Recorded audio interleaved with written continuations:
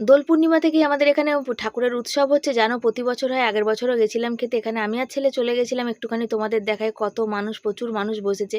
আর এখানে কীর্তন তখনও চলছে, তারপরেও কিন্তু এখানে খাওয়া দাওয়া শুরু হতে গেছে।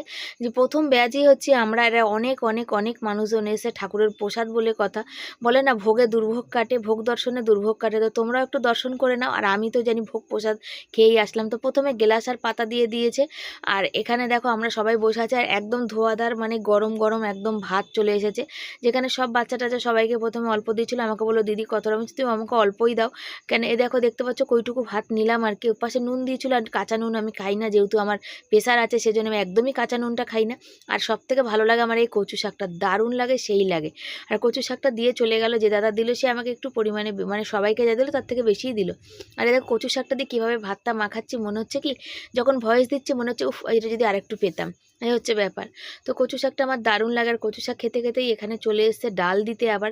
আর এখানে ভাত ছিল না, তাও ওখানে বললো যে মনা তুই ডালটা নিয়ে নে, পর থেকে ভাত নিবি। তো সত্যি বলতে আমি কচু শাক দেখিয়ে আমার আর ইচ্ছা নেই কি আমি ডাল ভাত খাবার, ডালটা খুব একটা আমি ভালোবাসি না। কিন্তু কথায় বলে না ঠাকুরের প্রসাদ যেটা অমৃতর থেকেও বেশি স্বাদ, সেই জন্য দেখো এখানে আবার একটু ভাত নিলাম। আর তারপর একটু ডাল দিয়ে যখন মেখে খাচ্ছি দেখছি সেই স্বাদ লাগছে, দারুণ লাগছে। আমি কিন্তু বাড়িতে খুব একটা ডাল খাই না।